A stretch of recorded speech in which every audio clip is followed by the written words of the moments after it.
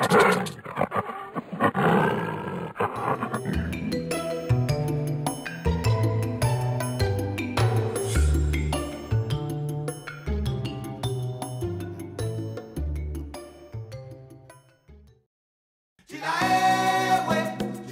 Heute gibt's Futter in Ostafrika. Die Sandboas sind hungrig. Warnung, das ist nichts für empfindliche Naturen.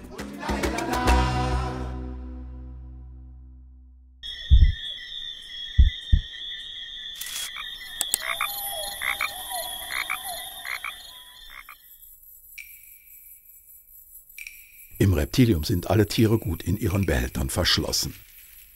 Bis auf eine Ausnahme, die gleich ins Auge sticht. Denn das Terrarium für die Sandboas ist oben offen, was die Besucher immer wieder verwundert. Aber jegliche Sorge im Hinblick auf einen Ausbruch ist unbegründet.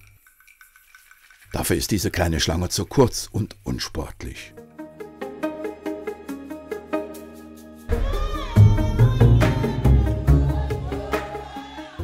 Der Behälter ist ein optischer Hingucker und bietet Ihnen den perfekten Lebensraum. Nur der Zugang für tierpflegerische Maßnahmen ist etwas schwieriger als üblich.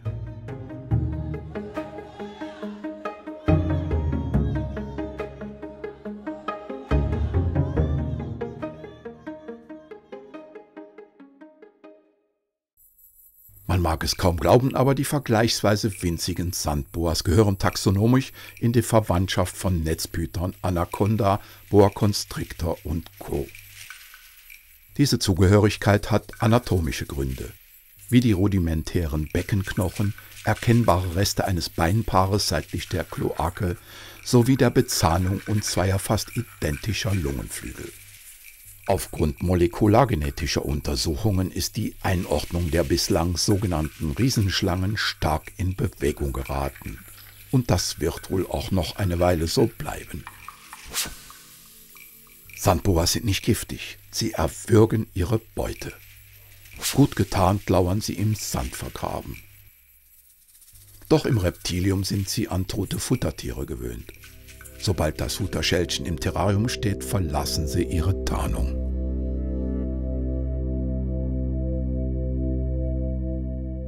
Schlangen verschlingen ihre Beutetiere immer mit dem Kopf voran. Es dauert allerdings einige Zeit, bis sie sich orientiert haben.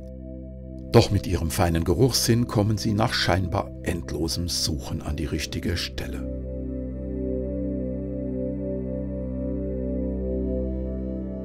Die Fresstechnik ist bei allen Schlangen gleich, denn ist der Kopf einmal im Maul, geht es schnell. Ober- und Unterkiefer sind an ihrem Zusammentreffen die eigentliche Engstelle, aber dort sind sie mit dehnbaren Bändern verbunden, weshalb auch Beutetiere deutlich größer als der Kopf problemlos verschlungen werden können. Hat das Opfer diese kritische Stelle passiert, wird es durch bestens koordinierte Muskelkontraktionen zum Magen weitergeschoben. Danach werden die Kieferbögen durch Maulaufreißen in die ursprüngliche Stellung gebracht und nur die leicht verdickte Stelle in der Körpermitte der Schlange erinnert an das kleine Drama.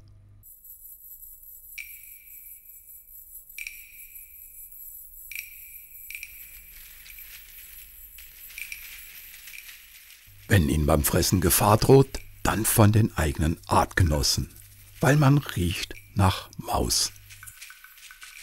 Auch wenn sich zwei Schlangen in ein Futtertier verbeißen, kann das im schlimmsten Falle für beide tödlich enden.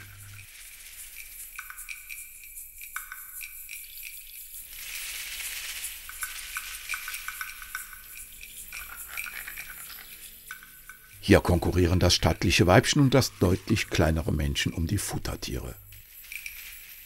Das große Weibchen gibt sich nicht mit einer Maus zufrieden.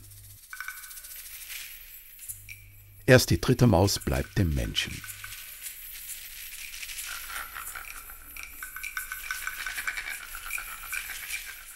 Es wird spannend.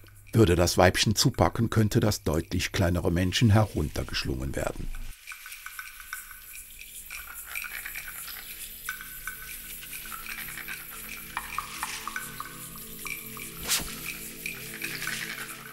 Aber mit einer blitzschnellen Drehung bringt es eine Körperschlinge zwischen sich und das Weibchen.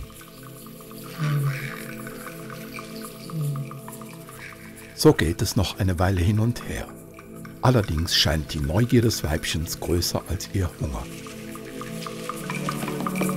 Zwar lässt sie ihrem Partner bis zum Ende keine Ruhe, doch die konkrete Eskalation bleibt aus. Eine wie immer spannende Phase, die letztlich friedlich endet.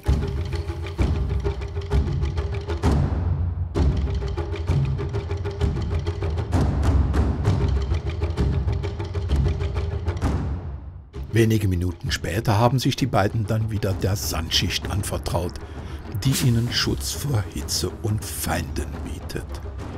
Dem Betrachter zeigt sich jetzt nur noch ein ruhiges und friedlich erscheinendes Terrarium.